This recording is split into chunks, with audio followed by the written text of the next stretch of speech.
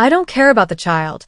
My mother-in-law said about my 9-year-old daughter. My husband agreed. My wife isn't very smart. She'll sign whatever we need. A week later, their lawyer called me in a panic because what I signed was 2 weeks before Christmas. In my own kitchen, my mother-in-law looked my 9-year-old daughter dead in the eyes and said, I don't care about the child. My heart stopped. That was the moment I realized they weren't just trying to hurt me. They were coming for everything I held dear. It was a Tuesday, just 2 weeks before Christmas in Chicago. Sophie was still in her school uniform, trying to tape a paper snowflake to the sliding door. My oven was preheating. The kitchen was warm and smelled like dinner, and then Linda said it. She was standing by my kitchen island, holding a mug she hadn't even asked for, looking like she owned the place. Tyler, my husband, was leaning against the fridge, wearing that everybody relax face he always saved for when his mother was about to drop a verbal bomb. Linda nodded towards Sophie, her voice flat, not even bothering to lower it. I don't care about the child. Sophie's little hand froze midair, the tape drooping. She didn't cry. She just blinked, trying to process those words,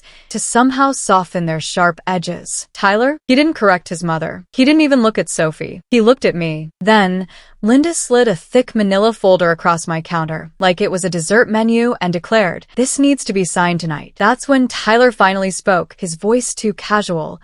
Emily, just sign it. You don't need to read all that. My blood ran cold. In that instant, I knew they weren't talking to me like a partner. Not anymore. They were talking to me like an obstacle. And in that same breath, I decided I would sign. Just not what they thought. The first rule in my house used to be so simple. Sophie comes first. I said it early in my marriage to Tyler, calmly, like it was as normal as taking your shoes off at the door. 2 months after we got married, we hosted a small Sunday dinner. Linda arrived 40 minutes early, let herself in with a spare key Tyler forgot he'd given her, and immediately started rearranging my living room candles. Sophie came downstairs in leggings and a sweatshirt, hair still damp from her shower. Linda made a sound, like she'd tasted something sour. Is she going to dress like that? She asked Tyler, not me. Tyler smiled too fast. Mom, it's fine. Linda's eyes slid to Sophie, dripping with false sweetness. Honey, some people don't teach their kids standards. You'll learn. Sophie didn't answer. She just turned around and went back upstairs. My heart ached. I followed her, knocked gently, and found her on her bed,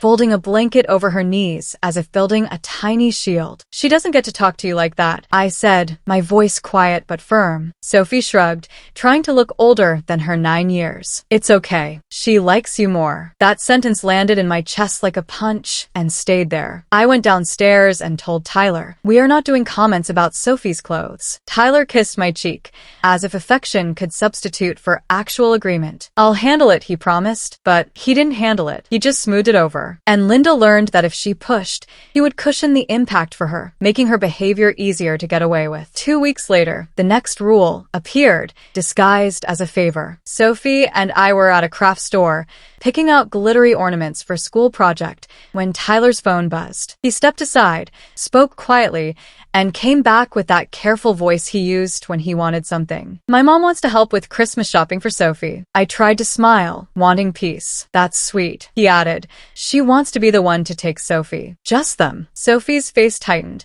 like she'd just swallowed a dry cracker. Do I have to? She whispered. Tyler laughed lightly. No one's forcing you. But then he looked at me, not Sophie, like this was my job to manage. So I said, we can all go together. Tyler's smile flickered. Mom said it would be easier, without extra opinions. I stared at him. Without me. He raised both hands, playing innocent. Babe, it's just shopping. Let her feel included. I watched Sophie stare at the floor tiles, counting invisible squares, her shoulders hunched. We're not doing one-on-one outings, I stated, my voice firm. Not yet. Tyler's jaw tightened. Why are you making this a thing? And just like that, the rule in my house wasn't a rule anymore. It was negotiable. The third scene unfolded in my driveway, in the dark. The air smelled like snow and exhaust. Tyler had volunteered to pick Sophie up from school because I had a late meeting. I came home to find Sophie sitting on the front steps, backpack still on, cheeks pink from the cold. What happened? I asked, my heart clenching as I unlocked the door. Sophie stood up too fast. It's fine. Inside, Tyler was on the couch, shoes on, scrolling on his phone. Hey, he said, like it was a normal Tuesday evening. I set my bag down. Why was she outside? Tyler didn't look up. She didn't want to come in. Sophie's voice was small. He was on the phone with Grandma. Tyler sighed. finally putting his phone down. Mom just asked how things were going. Sophie got sensitive. I turned to Sophie, my stomach churning. What did she say? Sophie's eyes went shiny, but she forced the words out. She said, I'm lucky you married Tyler because now I have a real family and I shouldn't mess it up. Tyler rolled his eyes like a teenager. That's not what she meant. My face stayed calm, but everything inside me went tight. You let her say that to Sophie. Tyler leaned forward, elbows on knees. Emily, my mom is old school. She's not trying to hurt her. Sophie whispered. It did hurt. Tyler looked at Sophie for half a second, then back to me. You see, this is why I didn't want you to make rules. It makes everyone tense. I stood there, keys still in my hand, realizing that Tyler had found a way to make harm sound like my overreaction. That night, after Sophie went to bed, I asked Tyler, did you ever tell your mom to stop? He reached for me like a peace offering. Don't start. It's Christmas season. And I swallowed it because I didn't want Sophie to see another rupture. Not after losing her dad. Tyler knew that. Linda knew that. They both used it. The fourth scene was quieter, which somehow made it worse. We were at Linda's house for a cookie day. She set Sophie up at the dining table with sprinkles and frosting under two bright overhead lights. Then she handed Tyler her phone and said, show her. Tyler cleared his throat. My mom found a great financial advisor. He does family planning. I blinked. Okay. Linda smiled, like a teacher about to assign homework. It's important. Tyler told me you inherited something after your first husband passed. You should protect the family. My mouth went dry. That's not a dinner conversation. Linda waved a dismissive hand. Oh, please. I know there's money set aside. Don't pretend there isn't. Sophie looked up, frosting on her fingertip, confused. Tyler said softly, babe, it's not a big deal. Mom just wants us to be smart. Linda leaned in, her voice dripping with implication. And to be clear, any money you got because of your situation should benefit your current household, not just your child. Sophie's shoulders hunched as if she could make herself smaller, disappear. I said, my voice steady despite the tremor in my hands. Sophie's father's assets are for Sophie. Linda smiled without warmth. We'll see. On the drive home, Tyler kept his voice gentle, like that made it okay. Mom's just worried. She thinks you're being rigid. She called Sophie just her child. I said, the words burning. Tyler exhaled, like I was exhausting. Emily, you take everything personally. I stared out at the wet streets, the Christmas lights blurring. It's not personal. It's my kid. Tyler nodded, but it wasn't agreement. It was patience. The kind you use on someone you think you can outlast. By the time 2 weeks before Christmas rolled around, I had learned the pattern. Linda controlled through help. Tyler controlled through calm. Sophie absorbed everything like a sponge, then tried to wring herself out in private. And then on that Tuesday, Linda brought the folder. The folder looked official. Tabs, sticky notes, a cover page with a law firm header. Linda placed it on my counter as if she was placing a burden. Tyler stood behind her shoulder, not quite touching her, but close enough that I could see where his loyalty lived. What is this? I asked, my voice barely a whisper. Linda's smile was thin. Just some paperwork, a power of attorney, and a few updates to your accounts. My accounts, I repeated. Tyler's voice slid in smooth, practiced. It's routine. If anything happens to you, I need to be able to handle things. I kept my tone even. If something happens to me, Sophie's guardian is already designated. Linda's eyes narrowed. We're not talking about custody. Don't be dramatic. We're talking about money. Sophie was at the table with markers, making a card for her teacher. She paused, listening. Tyler leaned closer to me like he was sharing a secret. We're behind on a couple things. This will help us consolidate. Mom knows a guy. I stared at him. Behind on what things? He didn't answer. He just said, not in front of Sophie. Linda lifted her chin. She doesn't need to be involved. Sophie's marker squeaked across paper, then stopped. I asked Linda, why are you here with this? Linda's smile widened, almost proud, because Tyler said, you're not the smartest with paperwork. He said, you'll sign what you need to sign if we present it properly. Tyler didn't flinch. He didn't deny it. He just said, Mom, don't say it like that. Linda shrugged. It's true. She'll sign what we need. Sophie's chair scraped back. She stood quiet and walked upstairs without a word. My hands stayed on the counter, studying me. Tyler, I said, did you tell her that? Tyler's eyes flicked toward the stairs, then back to me. Emily, you're making it sound evil. We're a family. Linda tapped the folder. Sign tonight. We need it before the holidays. I looked at the signature tabs, yellow flags that screamed urgency. Then I looked at Tyler, who wouldn't meet my eyes for more than a second. I nodded once. Okay. Linda's shoulders relaxed like She'd won something. And that was the moment I stopped arguing out loud and started planning in silence. I didn't sign the folder that night. I made dinner. I asked Sophie about her spelling quiz. I packed her lunch. I kissed her forehead and watched her eyes search mine, like she was trying to confirm reality. After she fell asleep, Tyler tried again. He brought the folder into the bedroom and set it on the dresser like a gift. "Let's just get it done," he said. I sat on the edge of the bed and folded my hands. "Tell me what you're behind on." Tyler rubbed his jaw. "It's complicated." "Say it anyway." He exhaled. "Credit cards, some personal loans, and I took out a loan to cover Mom's roof." I stared. "You borrowed money for your mom's roof? And you didn't tell me." He said it like a complaint. "You would have freaked out." I kept my voice flat. "So, your solution is to have me sign a power of attorney over my assets." Tyler leaned forward, softer, like he was trying to soothe a toddler. "Babe, it's not like that. It's just for convenience." "Convenience for who?" He glanced away. "For us." I reached for the folder and flipped the first page. Dense paragraphs, legal language, and at the bottom, my name printed next to a line. I read the title twice. Durable power of attorney. I looked up. "This gives you authority to act on my behalf." Tyler shrugged. "Only if you're unavailable." "And how do they define unavailable?" I asked. Tyler's mouth opened, then closed. "It's standard." I flipped to the next tab. A section about financial accounts. Another about real property. Another about trusts. My spine went cold. "Why is there a trust section?" Tyler's eyes sharpened. "Because you have one." I held his gaze. "Sophie has one." Tyler's voice dropped. "Emily, we're married. It affects our household." I felt my hands stay steady even as my stomach turned. "Sophie's trust is not household money." Tyler's nostrils flared. "You're acting like I'm a stranger." I said,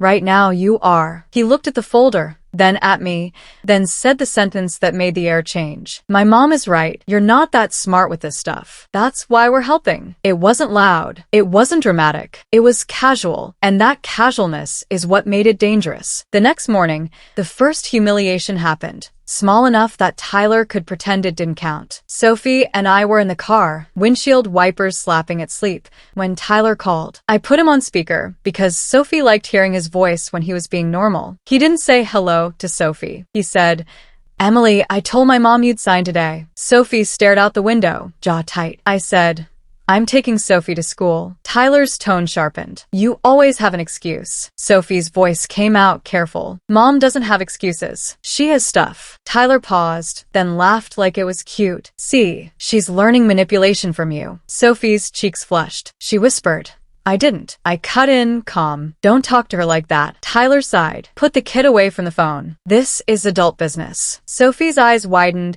and she reached to turn the volume down herself, like she wanted to disappear from the conversation. I said, "We'll talk later," and hung up. That was humiliation number one, reducing Sophie to the kid, like her existence was noise. The second one came that afternoon, more direct. I picked Sophie up from school and found Tyler already home, sitting at the kitchen table with Linda. They'd let themselves in again. Linda had brought her own pen. Sophie stopped in the doorway, frozen. Linda looked up and smiled. Too big, too sweet. There she is. Sophie didn't move. Tyler said, "Hey, Soph, go upstairs. We're doing paperwork." Sophie's voice was quiet, but firm. "I don't want Grandma here." Linda's smile vanished. "Excuse me?" Sophie's hands clenched around her backpack straps. "You said you don't care about me." The kitchen went still. Linda's eyes snapped to me, like it was my fault Sophie had ears. Tyler stood abruptly. "Sophie, that's enough. You don't speak to my mother that way." Sophie's eyes filled,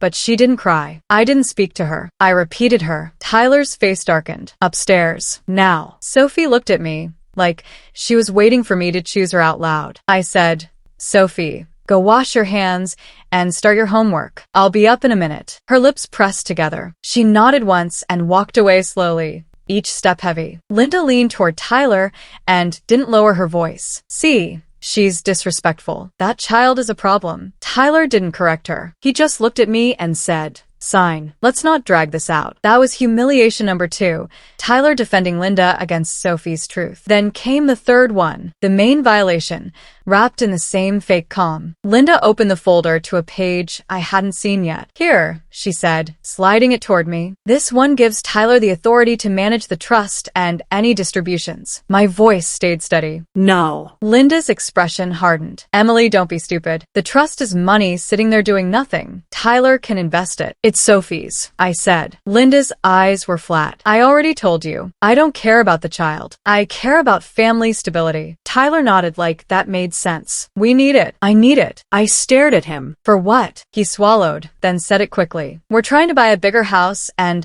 I promised Mom I'd help her with her mortgage refinancing. And there's something else. I felt my pulse stay strangely slow. Something else. Tyler's eyes flicked to Linda, then away. Just sign. Linda leaned in, voice sharp. Your first husband is dead. That money isn't doing him any good. My skin went cold. Don't say his name like that. Linda shrugged. Truth is truth. Tyler's voice rose just a little. Emily, you're being emotional. I looked at the page again. It wasn't just a power of attorney. It was a reshuffling of authority, a way to step around the protections my late husband and I had put in place. They weren't asking me to sign paperwork. They were asking me to hand my daughter's future to people who openly didn't care if she got hurt. I slid the folder back. I'm not signing today. Tyler's face tightened. Yes, you are. I stood. No, I'm not. Linda's eyes flashed. Then you'll regret it. Tyler stepped closer to me and lowered his voice, like a threat disguised as a promise. My wife is not so smart. She will sign what we need. He said it like he was quoting himself, like he was proud. I looked at him,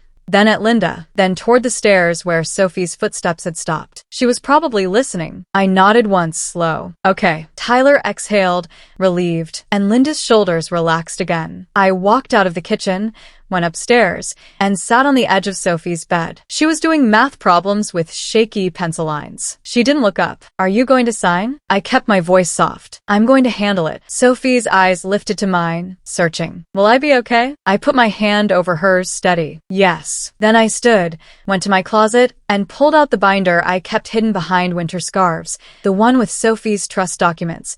The one Tyler didn't know I updated last year. I didn't feel angry. I felt clear. And I became very calm and very final. On Thursday morning, I didn't argue. I didn't confront. I didn't announce boundaries like a speech. I packed Sophie's lunch, braided her hair, and drove her to school like everything was normal. The sky was the color of old paper, and the radio played Christmas songs I didn't listen to. At drop-off, Sophie held my hand longer than usual. Are you mad? She asked. No, I said. I'm focused. She nodded like she understood the difference. After I watched her walk into the building, I didn't go home. I drove downtown, parked in a garage that smelled like wet concrete, and walked into a law office with a brass plaque that read, Estate Planning. The receptionist smiled. Can I help you? I said, I need to see an attorney about a minor's trust and attempted financial coercion. She didn't ask me to explain in the lobby. She just nodded and handed me paperwork. Within 20 minutes, I was sitting across from a woman named Marisol,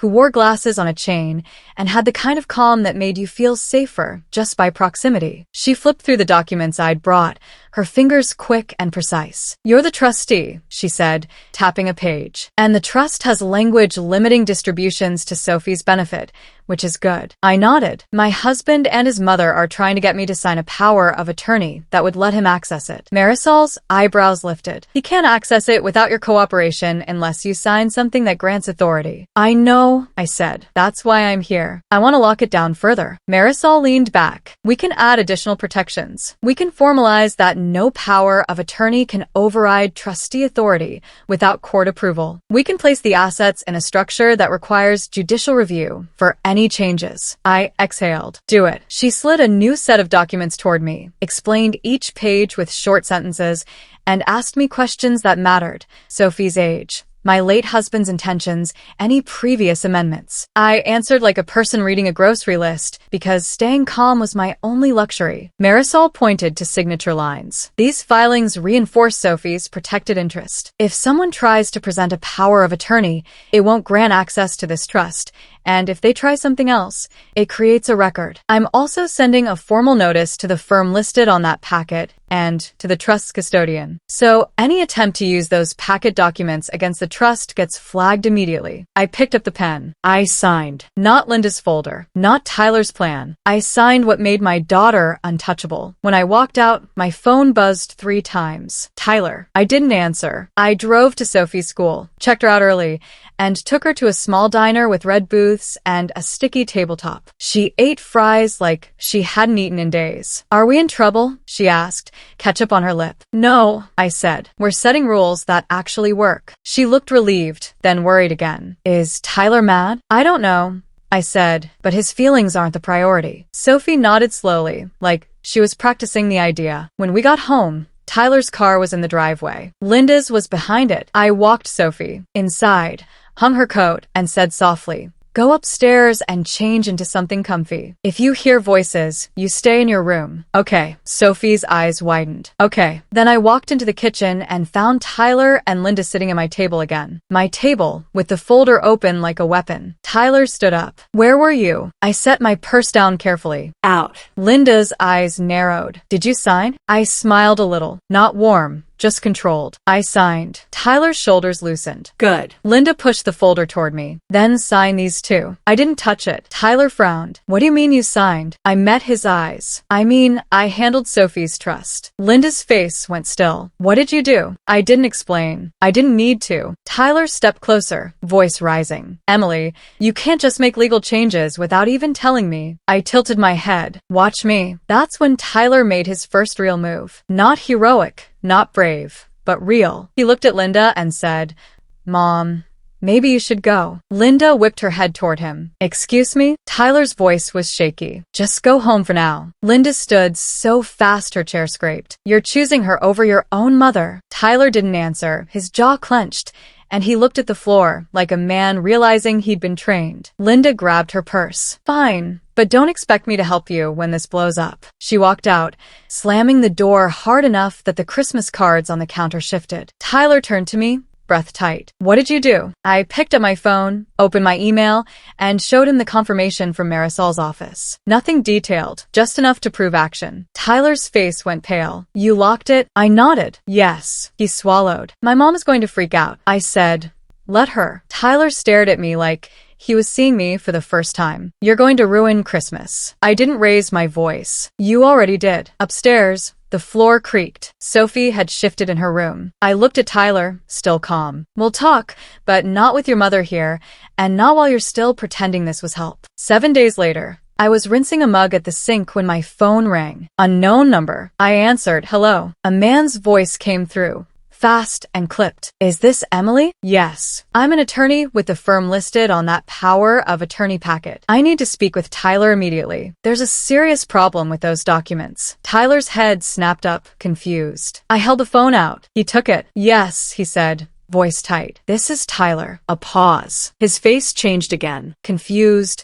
then worried, then scared. He swallowed hard. What do you mean, lawyer? And I knew the dominoes had started falling. Tyler listened for less than a minute, then pulled the phone away from his ear and stared at it like it had insulted him. He ended the call. That was some attorney. I leaned against the counter. From where? Tyler's voice was strained. From the firm on Mom's paperwork. I nodded once. Okay. Tyler looked at me, eyes wide. He said they received notice. Something about the trust being protected and any POA being invalid for it. He sounded rattled, like he was trying not to panic. I didn't react. I just said, he should. Tyler's hands started to shake. Then he shoved them into his pockets like he could hide the truth in fabric. Emily, why would they call me? Because someone tried to do something that triggered a legal response, I said. And they were sloppy. Tyler's face flushed. My mom wouldn't.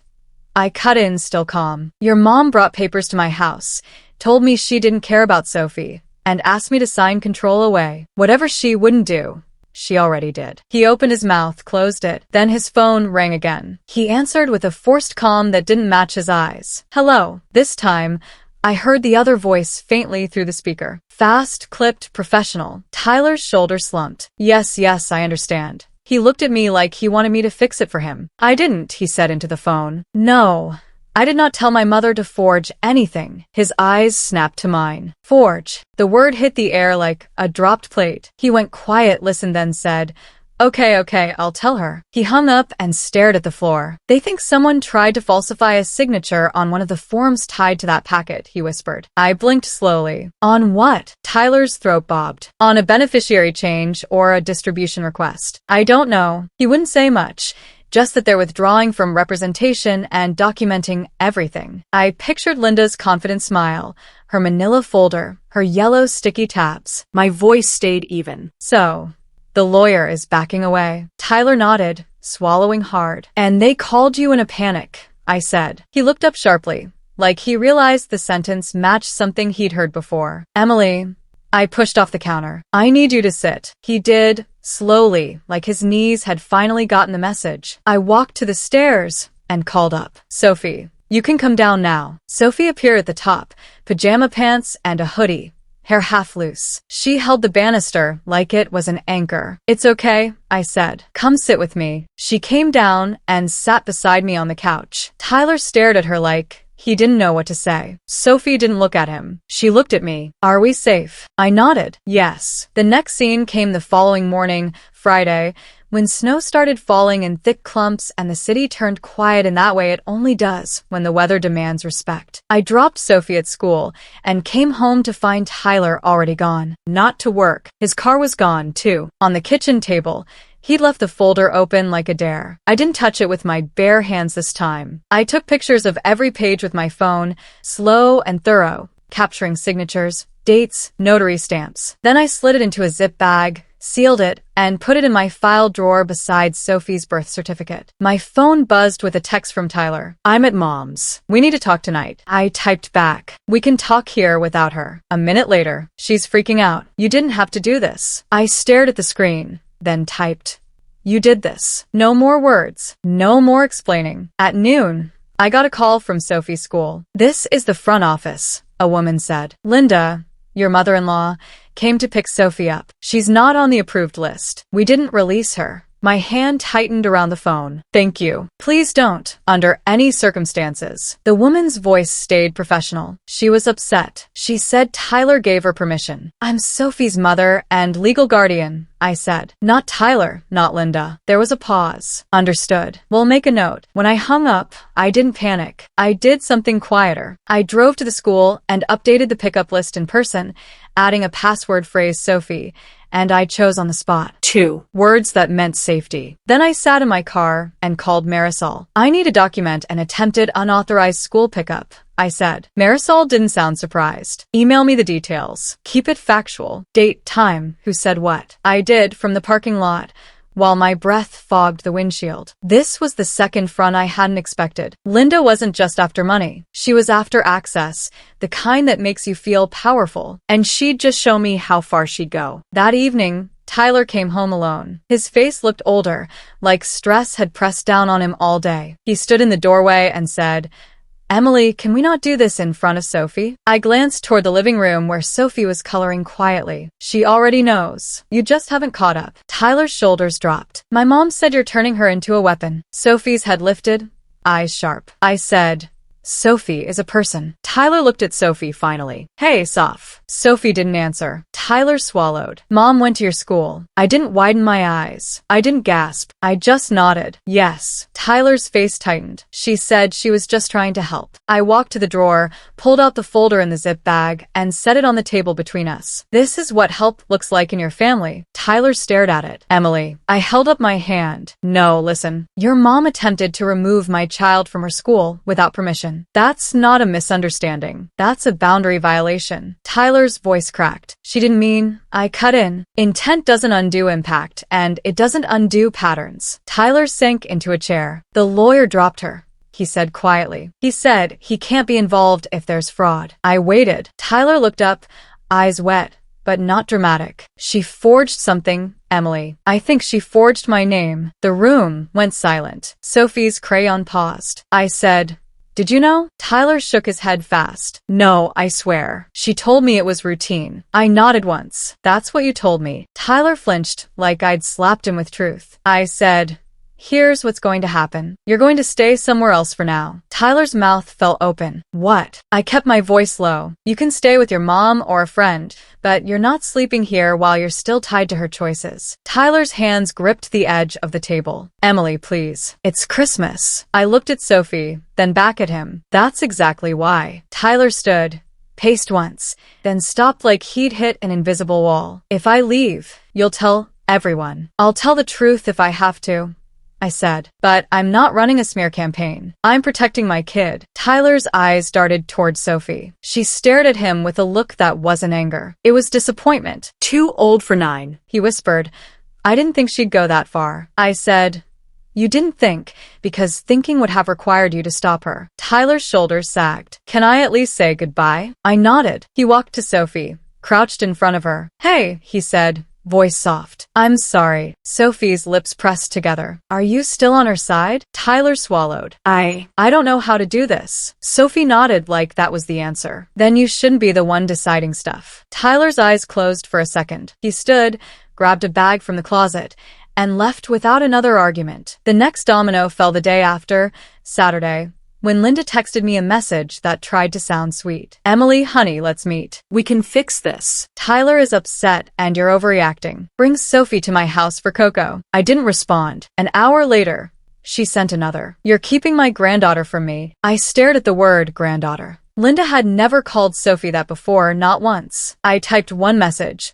Short and factual. Do not contact Sophie directly. Do not come to her school. Communication goes through me. Then I muted her. By afternoon, the financial domino hit. Tyler's paycheck usually went into our joint account. That day it didn't. Instead, I got an alert. Tyler had opened a new account and redirected his deposit. It wasn't clever. It was panic. He texted, Mom says you'll freeze me out. I need to protect myself. I stared at the screen and felt nothing but clarity. I replied, I'm not freezing you out. I'm separating what you already tried to take. Then I walked to my desk and opened every shared subscription. Streaming, cell plan, the family credit card Tyler insisted was easier. I didn't cancel to punish. I canceled to stop leakage. I left Tyler's phone line active for 7 days, just enough time to transfer, then set it to end. That evening, Tyler showed up at the door, eyes red, shoulders tight. You cancel my card. I kept my voice steady. I canceled access to my credit. Tyler's mouth opened. Then he stopped. Mom said you'd do this. I nodded. Mom is right about one thing. I'm done being used. He stared at me. Where am I supposed to go? I didn't soften. That's for you to figure out. You had time to plan when you were planning behind my back. Tyler flinched. Emily, I love you. I looked at him for a long second. Love doesn't sound like she'll sign what we need. Tyler's face crumpled. He looked past me into the house where Sophie stood halfway down the stairs, watching. He whispered, Can I talk to her? I shook my head. Not tonight. Tyler nodded slowly, like he knew he'd earned that. No. He walked away, shoulders hunched, and didn't slam the door. That was his smallest real step, accepting a boundary without breaking something. The next domino was family reputation, and it happened fast because Linda couldn't stand losing control quietly. Sunday morning, my phone lit up with messages from Tyler's aunt, his cousin, even his older brother. Linda says you stole Tyler's money. Linda says you're keeping Sophie from her. Linda says you're mentally unstable. I didn't respond to any of them right away. I read them,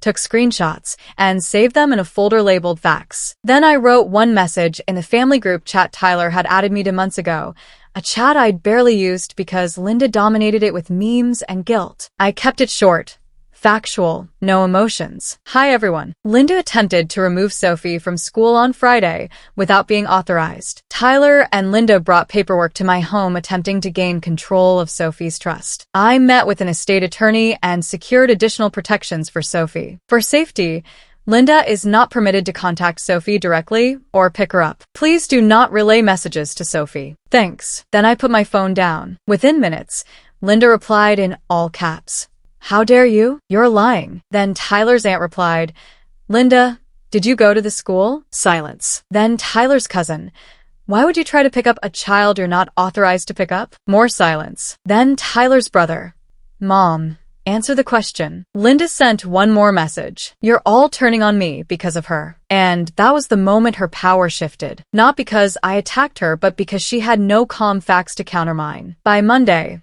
Tyler came to the house with a small gift bag and a nervous expression. He stood on the porch like a guest. "I brought Sophie something," he said. I didn't move aside. "Say what you need to say first." Tyler swallowed. "My mom told me to come here and get you to sign another thing. She said it'll fix it." I told her no. I held his gaze. "You told her no?" He nodded. "I did. I waited." Tyler took a breath. "And I told her she can't go near Sophie's school again." My throat tightened for half a second. Then I released it. "Okay." He looked down at the gift bag. "Can I give this to Sophie?" I stepped aside. 2 minutes. "Living room only." Tyler nodded like he'd accept any terms if it meant a chance. Sophie came in cautious, and Tyler handed her the bag. It was a small stuffed box and a gift card to her favorite bookstore. Sophie looked up at him. "Did you tell Grandma she was wrong?" Tyler's eyes shone. "Yes." Sophie stared for a beat, then nodded once. Okay, that was all she gave him. Not forgiveness, not warmth,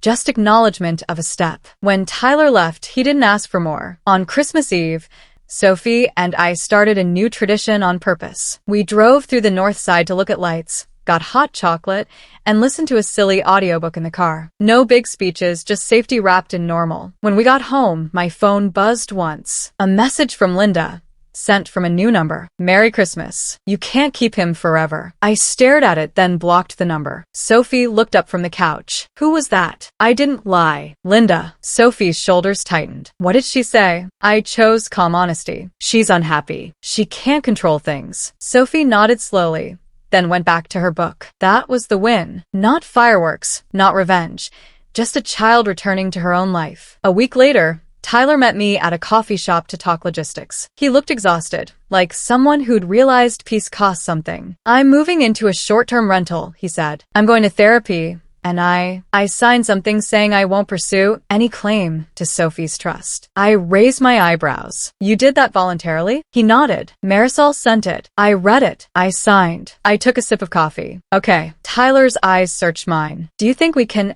ever fix this?" I didn't rush to comfort him. "I don't know.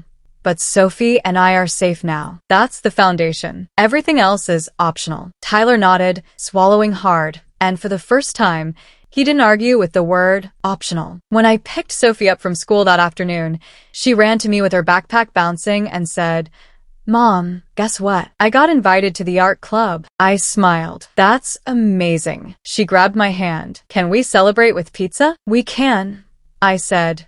"And we will." We walked to the car under a pale winter sun, and the world felt steady again. Not perfect, not painless, but ours. If someone told you they didn't care about your child, would you wait for them to prove it twice?